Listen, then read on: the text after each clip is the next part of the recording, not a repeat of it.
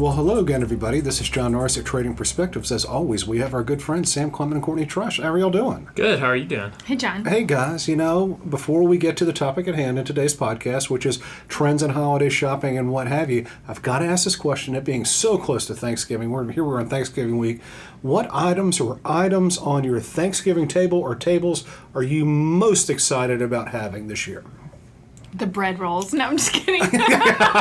Sister Schubert's yeast rolls. All right. I honestly don't know what mine would be. I'm kind of the Thanksgiving version of a Scrooge, I guess. It's not my favorite holiday. Just Thanksgiving Scrooge. Yeah. I'm just not a big fan of all the casseroles and all that stuff. Well, how about you, Courtney, besides the yeast rolls? Yeah, I really do think. I was trying to think through every typical item that you have, and I do love a good green bean casserole, but that's so plain vanilla. I would have to say sweet potato casserole, and only because that's something I never eat throughout I'll eat green beans or something similar to turkey or something like that throughout the year, but I never have sweet potato casserole unless it's Thanksgiving. Sam, you love sweet potatoes, so you're not looking forward to sweet potatoes on the Thanksgiving dinner table? Bastardized version of my favorite food. My goodness, that's language. Golly. Can you imagine? All right, Sam, well, you're certainly a humbug and a Scrooge of cynical proportions here at Thanksgiving. I would guess that his is the turkey. It's just a plain, meat, typical male. We do honey baked ham, too. I probably like that more than turkey. There you go. Yeah. There you go. I love Thanksgiving. I love families and friends getting together and just celebrating, giving thanks. My favorite two items, I gotta tell you. And Courtney, stuffing? No, not stuffing. Green bean casserole. You threw it underneath the bus not too long ago. I love it. It's about as pedestrian as you get. Good old fashioned cream and mushroom soup, which Sam hates. Right. Green beans, either frozen or canned, a little soy sauce, but those delicious, yum, yeah, those delicious onions. little Frenchy fried, crunchy. See, ours have Ritz crackers on top. Well, maybe that's the reason why you don't Who like would it. eat that? Oh, those onion things are nasty. They're amazing. They're salty with a little bit of a crunch. They're the bomb. Bomb.com. And then also mashed potatoes. I just love a combination of those things. Now, mashed potatoes. That's like the equivalent of saying white rice. You know something? Mashed potatoes. It's my question. Okay, sorry. You're right. It's Miss Yeast Roll. But in all seriousness now, getting on to the topic at hand, after Thanksgiving, big old Black Friday, stores are going to be open, people are going to flock to them, maybe. But all of a sudden there's some, I don't know, maybe whispers about doom and gloom for the U.S. consumer this year, that maybe this holiday shopping season isn't going to be awesome. The National Retail Federation put out a report that said maybe 6 to 8 percentage point increase, which sounds fantastic and a big improvement. That's nominal, Sam. So 6 to 8 percentage points. So essentially just price increase. Price increase. And then you take a look at some other things like the IBD, TIFF business, Consumer Optimism Index, which is at very pessimistic levels, and just kind of go through all of it, kind of going, this holiday shopping season, the official numbers could be anywhere, and I wouldn't be surprised. Sam, your thoughts? Yeah, I think it's going to be interesting because I think these trends take a while to really show up in the data, and things have just really started tightening this year. Last year was obviously fantastic. So it'll be interesting to see how much of it actually shows up in this year's Christmas data. We've seen credit card debt start to go back up pretty significantly. I think 10 or 15-year highs now for it. And so I think it's something... Just as that variable rate's starting to go up, right. too. But I think, it kind of at least partially shows that people are trying to hold on to their expectations from last year's level and really trying to make things work while things are a little tighter for some people. So, and really everybody with prices going up so much. So I think it'll be interesting to see how strong the consumers are and steadfast they are to keeping up their level of expectations. And Courtney, with 4 kids and Santa Claus, all that stuff, the big guy can only bring so much without mom and dad being able to help him out. Right. You must be looking at this holiday shopping season with maybe a little trepidation, going, my goodness, everything's so much more expensive. How do we keep up with the Joneses? And I don't know if the Joneses live next door to you or not. Right. What are you thinking about this holiday shopping season? Yeah, I will say I have younger kids, so it's a little bit different than maybe your situation, where your children might want more money or they might want actual things that are a lot higher ticket items. Ours are relatively lower ticket items, and it's more for the show. of, certain things being grand. But yeah, I would say we kind of stick to a general budget. And I'm not overly concerned with not being able to pay. But I will say, what you were talking about, like Black Friday, it's like, okay, I'm ready. Like, it's like the day after Thanksgiving. It's like getting on your phone or getting on the computer and buying this thing. So I kind of already have my list. And I know I'm just going to try to get the best deal I can. And knowing the economy of what it is and retailers trying to offload all of that inventory, I expect to get pretty good deals. And I would not pay full price for any item. Well, there you go. She's really kind of throwing the mic down. By God, she's going to go out and she's going to be a super saver no matter what happens.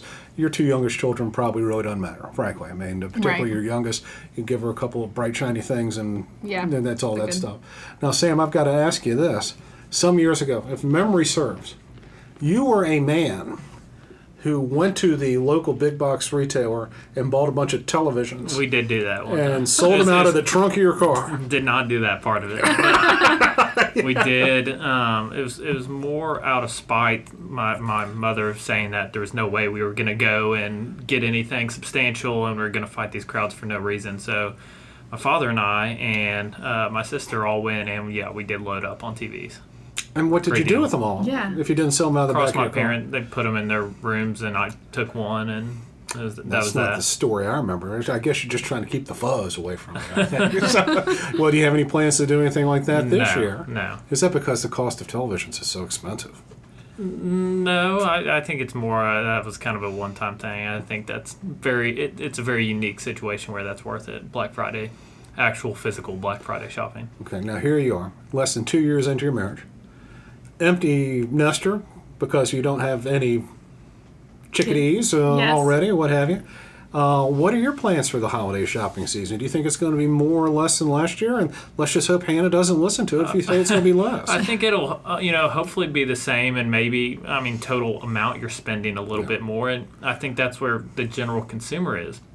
Trying to keep up the kind of expectations of the kind of more amount of stuff, whether conscious or subconscious, and now it's just costing more. And then you have all the other people you have to get gifts for. And we're at the point, we're so far into this inflation thing that everybody has experienced it now. Like, there's no way you have possibly not felt the pain that it's caused. And so now, the longer it goes on, the worse it gets in terms of the pain you feel, because it just builds on it and builds on it and builds on it. And we're getting kind of, hopefully, towards the tail end of it and probably towards the max amount of pain that you can have in terms of inflation. At a pretty unfortunate time to be at that point where you typically spend more than any other point in the year. One of the Forbes articles that we were talking about with this topic, they had mentioned that they expect the sales to top $960 billion. And that consumers, remain resilient and continue to engage in commerce, kind of to your point. But then, we've also talked about luxury goods and how many people are still buying those top-notch items and how much cash is still in the market from COVID and people having reserves, honestly, because they couldn't spend it because there was nowhere to go or, not going out to eat. And I'm just curious on y'all's thoughts if you think people are looking to spend that money now rather than keep it in reserves. Well, I think it's interesting. I think it kind of parallels what we've talked about before in the housing market and how those very high-end, I guess, consumers for retail are still going out and spending money. We've seen it in housing where the amount of cash purchases, which are typically those very high-end consumers, are still purchasing houses. I mean, I've seen it anecdotally in housing, too, where, those nice houses in good areas are still selling extremely quick at a very strong price. And so I think it really shows that some people are doing better than others, which is obvious, but usually it's the lowest end consumer and it's the ones that can afford it the least who are impacted the most by it. And Courtney, kind of to add on to Sam's answer, I would say that super high-end consumer is far more recession and inflation-proof than the average U.S. consumer. And I would say that super high-end consumer has largely, maybe arguably, held up the retail sales number in aggregate a little bit this year. What we'll probably see happen, those people will continue to spend money reasonably well, reasonably robust. I think actually, strangely enough, what's going to happen is the average American consumer is probably not looking to spend really any more than what they had to do last year. But what they'll end up finding is, kind of to the point of what you're talking about in the Forbes article, there are going to be a lot more sales this year, in my estimation, leading up to the big day. If you can only just hope, I'm not going to do anything. I'm not going to do anything until the week before Christmas. If you have that amount of discipline, I think people could make off with a lot more stuff this year than what they previously thought. For the same dollar amount? For the same dollar amount. And it is interesting. There's definitely been more sales already. I mean, even going back to there being 2 Prime Days for Amazon this year. I mean, That's right. We saw... I forgot what I already bought in July. I got to go figure out what I bought already. We're seeing the complete opposite of what we experienced last year with the lack of inventory, and then now for a lot of these retailers, too much inventory. It's way too much inventory. Target's Target too much. talked about it. Walmart talked about Kohl's it. All of these about it. have talked about it, and so you are going to kind of see that. And I think that's normal when you bring in human emotions to anything. The decision-making process of too little than too much inventory. And so I think, I think people are going to probably be able to find deals. But then again, in aggregate, prices have still gone up, whether it's stuff that's on sale or even pointing back to grocery prices. I mean, that's a part of your budget, and that's gone up. And so that still has to fit into the same budget as all your Christmas shopping. Well, and you look at those 11,000 employees and from Meta that were let go and other along the tech industry. And I did see over the weekend they were talking about generally that they do think this is specific to the tech industry. But I guess, when you talk about credit cards and that we have working towards like the highest debt and stuff like that, I mean, do y'all think it's just culturally across like consumers in general want more and are just going to deal with their debt another day? Like, is that the mentality to have more now and deal with paying it off later? I think so, especially after periods of, extremely loose monetary policy, extremely, high wage growth for people. You get in this expectation of what you can afford or what you should be able to afford. And I think it takes, for a lot of people, getting to kind of a breaking point before you break that habit of kind of what you expect to do. And Courtney, I would say that kind of my answer to your question right there is you're probably seeing that more, and Sam would be seeing that more at y'all's stages in life than I'm seeing it. First coming out of college, people don't really understand credit card debt. They load up on a bunch of stuff, not really understanding it. Hey, I've got to pay it back. That sounds crazy. Happens all the time.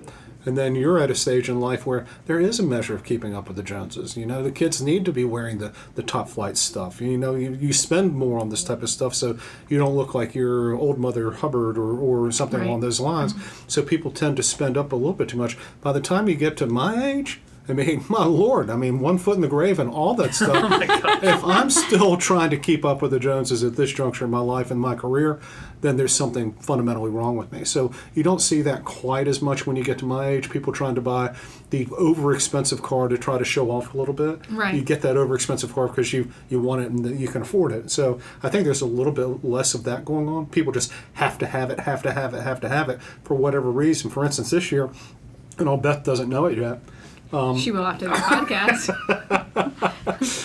I am going to propose to her that we don't spend as much on Christmas this year on each other as we normally I'm not do. the Scrooge here. No, I'm this the time. Well, the thing is, that certainly does sound very Scrooge-alicious, which is a term I just made up, Courtney. I like it. Yeah, it's okay. Fair enough. You're going to say you want to spend more time together with experiences. Actually, that's not what I'm going to say at all. Okay. I'm going to tell you, Beth, as you probably know, I'm not sure if you know, Courtney, Beth is opening up her own business. And I did not know so that. she is That's opening up her awesome. own business. She's already signed a lease on a place out in Vestavia. She needs to buy computers. She needs to buy office furniture. She needs to do all this type of stuff. So instead of spending money on stuff that we really don't need, and while granted the money will be coming out of her business as opposed to our person, it's all one big pot of Norris money, come hither or yon, if you catch my drift. Yeah. Right. So we'll be spending more money in that regard, making sure that her office looks nice, and making sure that it's decorated correctly, and making sure that she has the right technology and all that stuff. And I am happy to be a martyr this year. and not take terribly much, so I can throw it back in her face years from now, saying, "Remember that Christmas when I didn't get anything because it was all about you?" So that's what I'm planning on doing. Ho ho ho! Sounds all right. Merry You should like Christmas. get $1 and like transfer it to her bank account or something like that for her company, and then like frame an actual dollar and say like the first dollar earned under your new LLC or something Well, like we'll that. probably end up doing something like that. Yeah, something And, like sentimental and now my kids, truthfully, my kids want one thing. money. Money. Yeah. And so, we'll buy them a few some things or what have you, but ultimately the big gift this year more than likely will be a little bit of cash or a little bit of an addition in their Venmo account, and I guess I should supposed to say the Zelle back and forth and what have you. Yeah. Supposed to say Electronic transfer of cash. It'll be an electronic transfer of cash from us to them, whether it Yes. be by hook or crook. So that's imagine what my kids will want. We have not spoken as a family about any sort of hot new item or anything like that. I mean, I've had lunch with Beth yesterday. Well, actually, the last 2 days. That's weird what happens when you're married. And we were talking about what level of computer to get. And that's what we were talking about. Do we get the one that has 512 gigs of storage space or 256? That's what you have to look forward to. Yeah, golly, you paint such a beautiful picture of the future. Okay, I have a question, John, and this really only fits to you. What is your thought on buying gifts for like boyfriends and girlfriends of your children? Well, my wife doesn't like it when I buy my girlfriend Right. anything. Matter of fact, she doesn't even know I've got one. Yeah. But in terms of boyfriend and girlfriends, I mean, it's in the past when Annie has been dating someone seriously, we have generally bought them a little something. We don't buy them. We don't pay the same amount as we would for our own children. Right. But like last year, Andrew, I bought him a top coat. It was on sale at Joseph Banks. Beth got him something as well. John didn't have a girlfriend last year. In high school, he did. We got her a little something or another from Ex-Voto. So Yeah. we have historically done that, but it's been very sort of a manageable expense. Okay. Why? Does your eldest have a little No, and I girlfriend? think that's ridiculous. I mean, one time he told me he had a girlfriend and all she wanted was money, and for me to give him money to give to her. Really? And I was like, no, I'm not doing that. Well, he's going to learn a lesson very early in life. So, it's at third grade? Yeah, 3rd grade. What do you think about that, Sam? I don't know what to think about that. Things to look forward to. No, in elementary school, we were not buying gifts for. Right. Little- No, I agree. little- I little mean, that's one girlfriends thing and when you boyfriends. have a bushel of children that you think about, like, this gets expensive for all these kids that are coming and going, not necessarily Well, my big sticking expense around. over the holidays, and wasn't too bad last night. It's just how stocked I keep the beer fridge. Go through a lot of money like that. That can be best gift to Yeah, you. well, I don't drink a lot. I don't drink the beer. It's John and his friends when they come over to our house, as opposed to my nephew's house, which is, as you know, Weir's house has generally been the party house. But we have really gone off the rails here.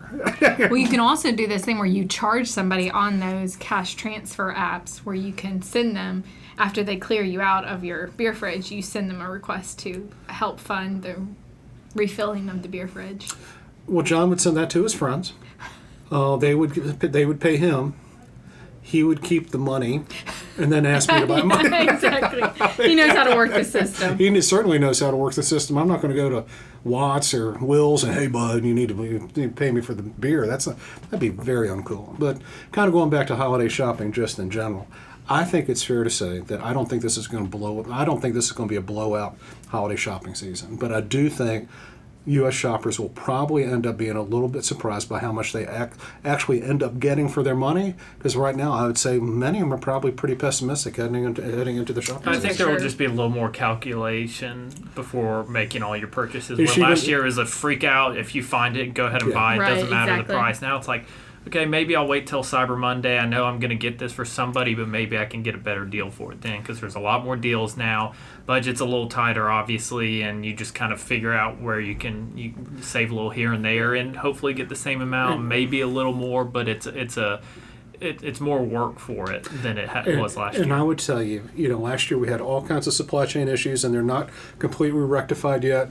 But from what I can tell, and I'm talking with numerous people, consumers, business owners, all this stuff, your basic run-of-the-mill, your standard products, your basic 45, 52-inch television or what have you, Vizio or all that stuff, There's no shortage of that stuff now. It's that stuff that is super high end. That's always had a little bit of a wait time. Right. I know people Anything that are, that's customized. just like I have to wait like 12 months for my kitchen appliance. Well, did you get You need Wolf? Rolex or You get Wolf appliances. I mean, or something along those lines. And and people talk about windows, and windows are in short supply. That is, if you get the double insulated, double paned, and all that stuff. There's something with a little bit more, lead time. Those things really just haven't come back. But the big box retailers, you go to Sam's, and it's groaning full of just cheap Chinese made stuff. Yep. So I think it's going to be. I think your kids are going to have a Merry Christmas in terms of the amount of stuff, because you've already spent a whole bunch of money and you've forgotten what you bought, and now you're going to end up buying a whole bunch more. Hannah, I don't know what Hannah's going to be getting this year, see. And so We'll see. and Beth's going to be getting a whole bunch of stuff for her office, and that's just because that's the romantic fellow I am. You're just going to box up the receipts that you've bought. That is such a good idea. Makes for an exciting Christmas morning. No, it makes for a very loud afternoon.